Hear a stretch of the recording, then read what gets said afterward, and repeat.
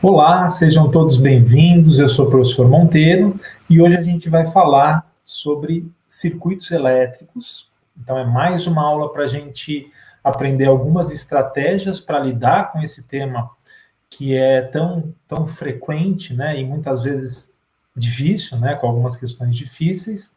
E mais especificamente, para a aula de hoje, o nosso roteiro vai ser o seguinte: a gente vai falar sobre uma generalização da lei de Ohm, a gente também vai falar sobre instrumentos elétricos, ou seja, instrumentos de medição, vamos falar sobre a associação de geradores e, por fim, a gente vai resolver alguns exercícios. Então, a gente tem uma carga teórica um pouquinho maior, mas vai dar tempo para caprichar bastante em alguns exercícios.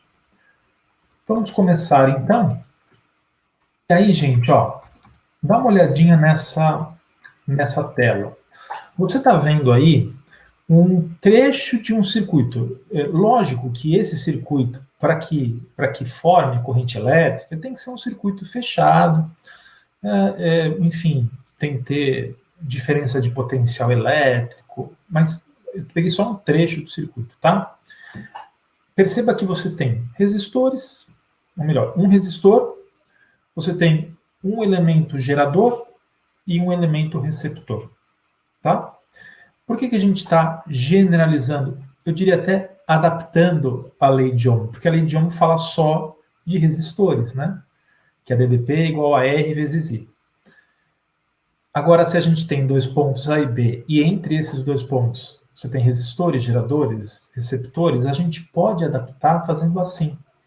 A DDP entre o ponto A e B é a soma de R vezes I, e aí não importa se essa resistência elétrica é de um resistor, se é a resistência interna de um gerador ou se é a resistência interna de um receptor. O que importa é que seja um elemento que tem resistência elétrica. Então você soma todas as resistências elétricas que tem nesse trecho. Veja, é um trecho de circuito de uma única malha, né? Quer dizer, você não tem nenhum nó aí no meio.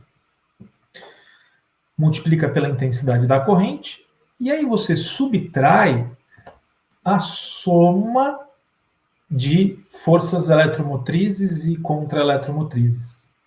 Vamos lembrar que força eletromotriz positiva vai ser para geradores. Força contra-eletromotriz negativa vai ser para receptores. Você ainda lembra como identifica? Veja que se o sentido da corrente é esse aqui no circuito, esse sentido entra, né, no positivo desse elemento, portanto, esse elemento 1 é um receptor.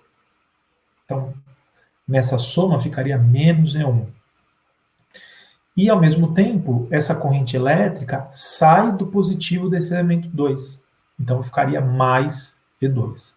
Então, ó, ficaria aqui somando, ficaria R mais R1 mais R2, tudo isso vezes I, menos, parênteses, E2 menos E1. E2 positivo, E1 negativo. Tudo bem? É uma das estratégias que você pode usar. Ah, mas Monteiro, é obrigação que eu faça dessa forma? Não, você já desenvolveu em outros momentos outras estratégias, a própria lei de Ohm, as leis de Kirchhoff, a equação de gerador, a equação de receptor. Então, aqui a gente só está fazendo mais uma opção, só está mostrando mais uma opção que você pode lançar a mão na hora de resolver o exercício. E agora eu quero falar sobre os instrumentos medidores, especificamente o amperímetro e o voltímetro. Isso é um exemplo de como um circuito pode ser montado, que um circuito com duas pilhas, você falou, opa, mas duas pilhas? A gente vai ver daqui a pouquinho a associação de geradores. E um elemento resistor. Eu vou falar primeiramente deste elemento aqui, do amperímetro. Como você deve ter percebido na outra figura, o amperímetro ele entra no circuito em série com quem ele quer medir a intensidade da corrente elétrica. Aliás, acho que você entendeu. Amperímetro é medidor de amperes. porque amperes é a unidade de intensidade de corrente elétrica. O nome sugere a função. Mede intensidade de corrente elétrica.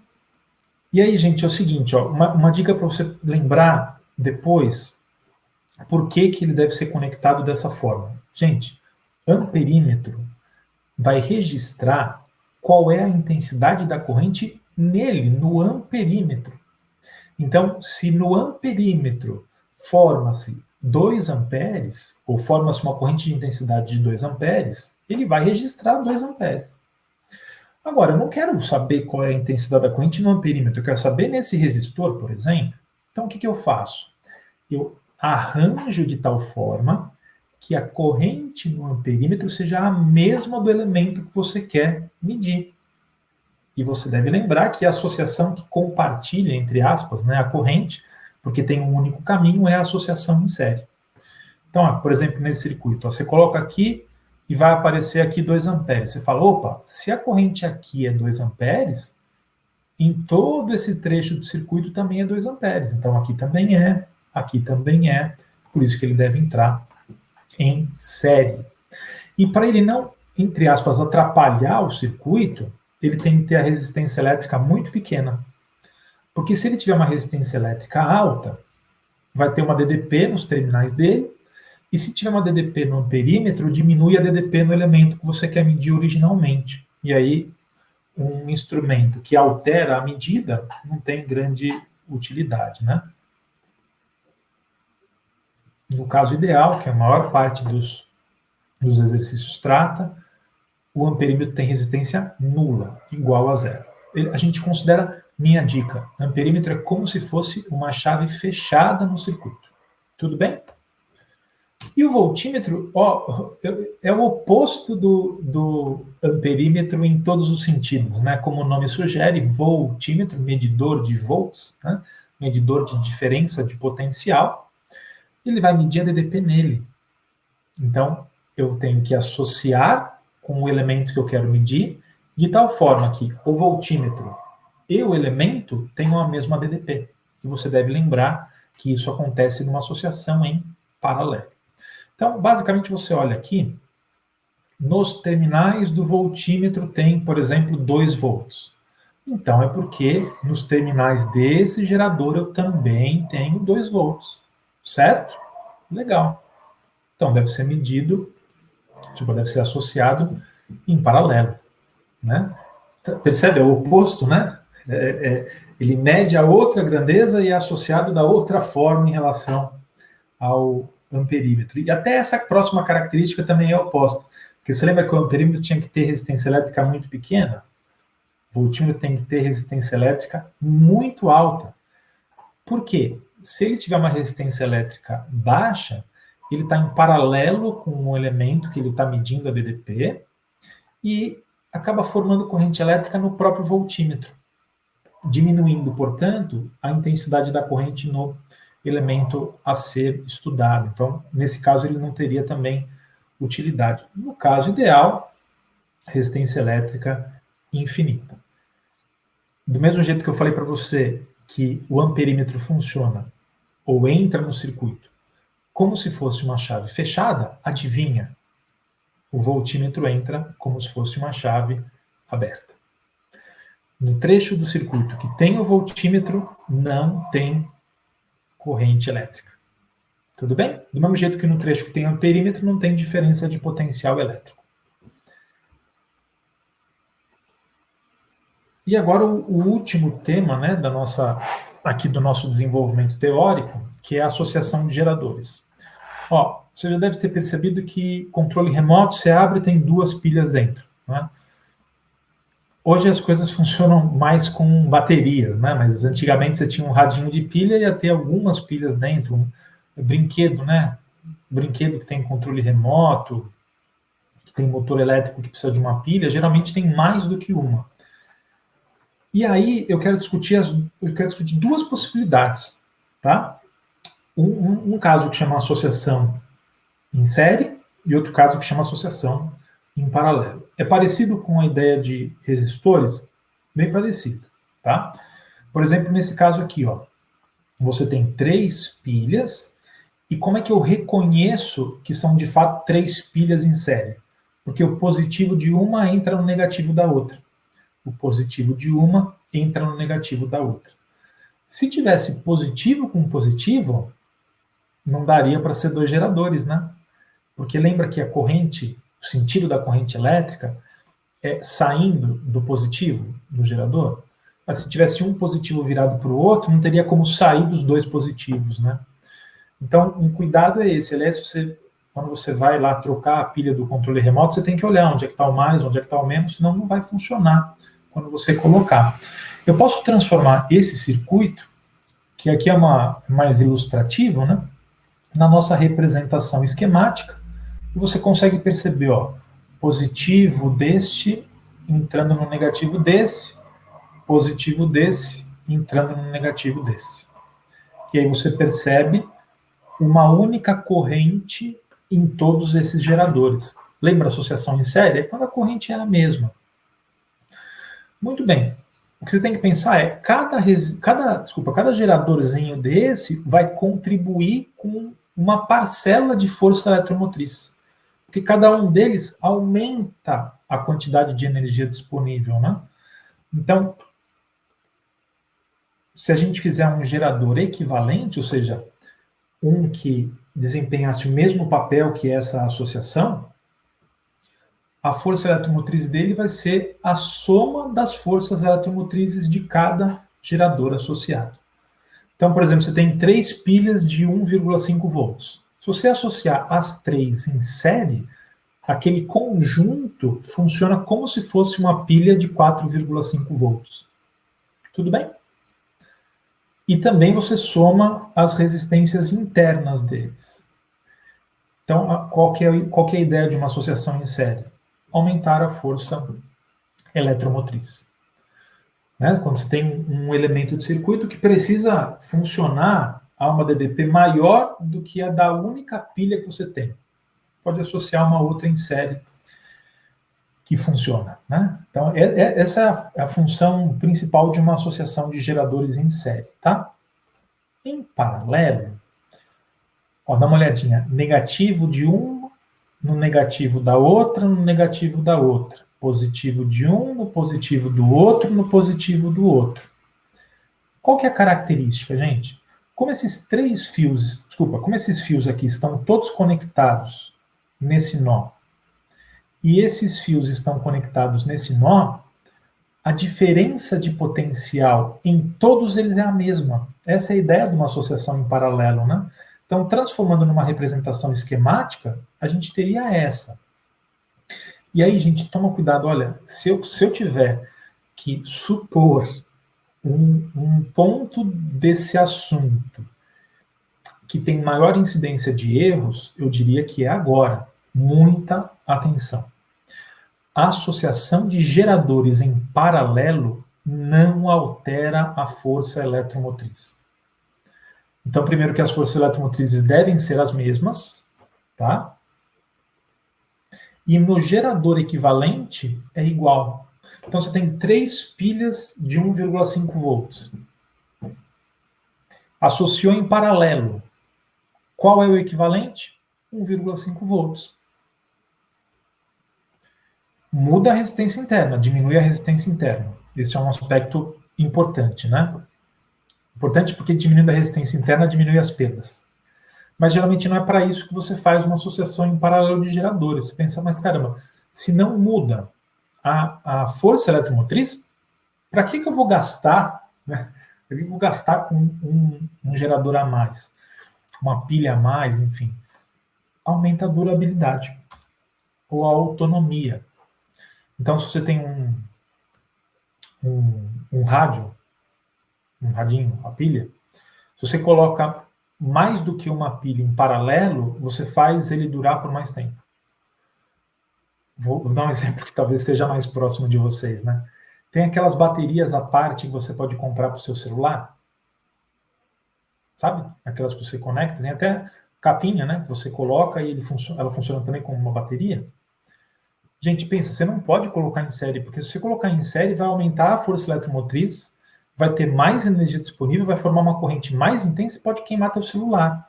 você tem que colocar associado em paralelo. E aí você entende a utilidade, né? Você precisa carregar menos vezes, né, ao longo do dia. Funciona por um intervalo de tempo maior. Paralelo, ó, pode ser uma perguntinha, hein? Pode aparecer em algum vestibular. Essas capinhas aí funcionam como? Gerador associado em paralelo. Você entendeu aqui, né? Porque R dividido por N, só retomando aqui, porque justamente é assim que se calcula a resistência equivalente de associação em paralelo com resistores idênticos, tá? Eventualmente você pode ter dessa forma, mas no caso mais comum é que sejam geradores absolutamente idênticos, tá? Tudo bem?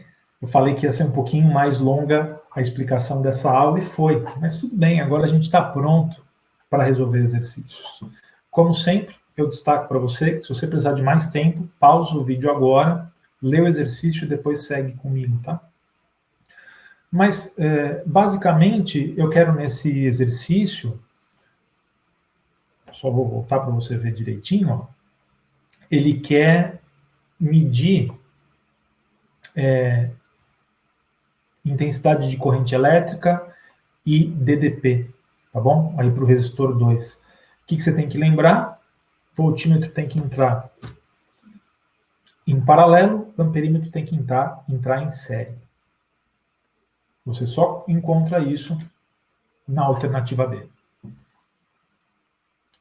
Tudo bem?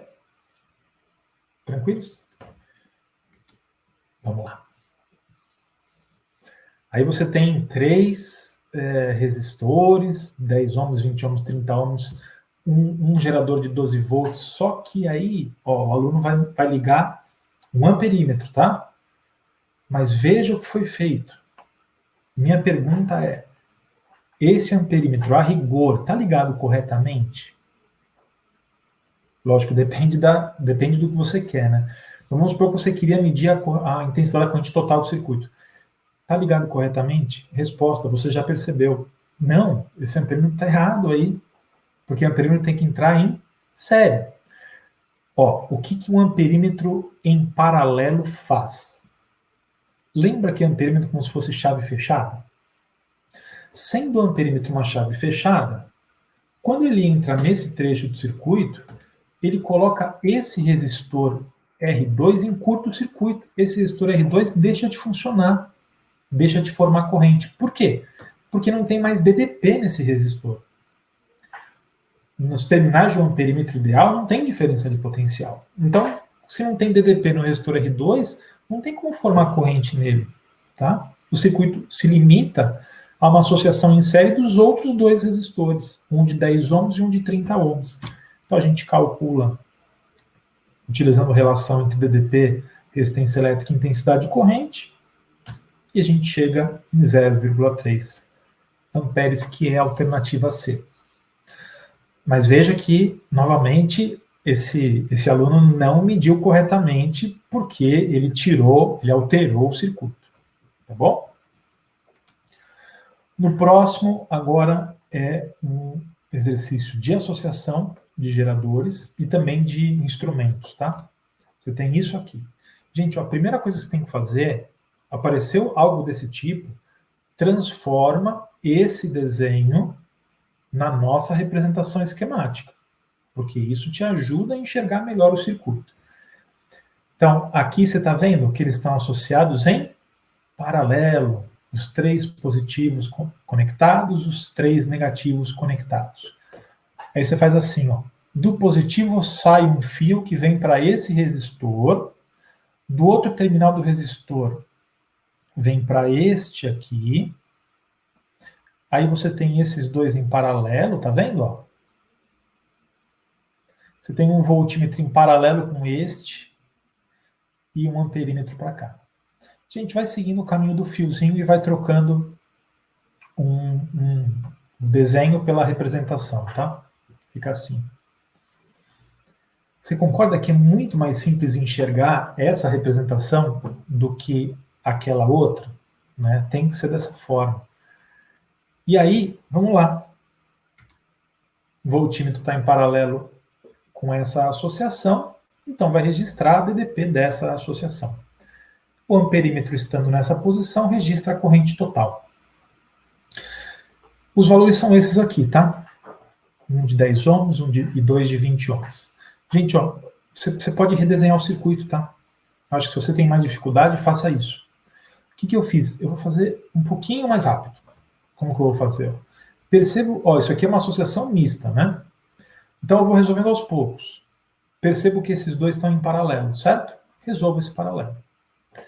Paralelo de dois resistores idênticos, você pega a resistência elétrica e divide por 2, certo? Então, o equivalente a essa associação entra em série com este. Soma as resistências elétricas 20 ohms, tá? E aí eu vou calcular a corrente total. 25. Você fala, mas 25?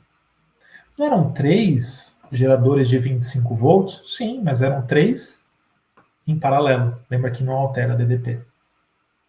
Não altera a eletromotriz, que não altera a DDP para o circuito. No caso do ideal. Então fica 25 igual a 20 vezes I igual a 1,25 amperes. E aí, gente, ó, essa é a corrente total, não é? Se essa é a corrente total do circuito, essa é a corrente nessa associação. Essa associação está em paralelo com esse voltímetro, é isso que eu vou calcular. R vezes I, 12,5 volts. Então, esse voltímetro registra 12,5 volts e esse amperímetro registra 1,25 amperes. Tudo bem? Tranquilos? E para a gente finalizar, tem o caso de um amperímetro que a gente chama de real, né? Que tem lá um resistorzinho shunt para possibilitar o funcionamento dele. Mas basicamente acaba sendo um exercício de associação, tá? Então, dá uma lidinha. E aí você está vendo esse valor 0,8 ohms, 20 miliamperes e o valor total aqui de 200 miliamperes, tá? Então, como é que tem que ser configurado isso? Para eu conseguir medir 200 miliamperes, você precisa que 20 miliamperes se formem no galvanômetro e 180 miliamperes se formem nesse resistor que a gente chama de shunt, tá? Mas você está vendo que é um problema de associação agora, né? O que eu vou fazer primeiro? Vou calcular a DDP no galvanômetro, tá? 20 miliamperes é 20 vezes 10 a menos 3, que é 0,02. Resistência elétrica de 0,8 dá 0,016 volts. Beleza? Essa é a DDP entre este ponto e este ponto. Logo, essa é a DDP nesse resistor. Então, eu faço DDP pela intensidade da corrente. Lembra que 180 miliamperes é 0,18 amperes. E eu estou deixando dessa forma porque é assim que está na resposta, tá? Lógico que se você estivesse fazendo um exercício dissertativo, dificilmente você deixaria simplificado dessa forma, né? Mas, para ficar igual está na alternativa, a gente deixa assim. E depois ele quer saber a resistência equivalente. Como são dois resistores em paralelo, a gente faz o produto pela soma. Certo? Vai dar 0,08 ohms. Gente, chegamos ao fim de mais uma aula. Eu novamente destaco o que foi que a gente aprendeu nessa aula, o que foi que a gente estudou. A lei de Ohm generalizada, adaptada para uma situação que tem receptores e geradores, instrumentos elétricos, amperímetros e voltímetros e a associação em série e em paralelo de geradores. Novamente eu destaco que se tem algum tema que você não entendeu muito bem, volta, vê de novo o vídeo, vê de novo o exercício, insiste que vai dar certo. Obrigado por me acompanhar em mais essa aula e nos vemos na próxima. Tchau, gente. Força aí, hein?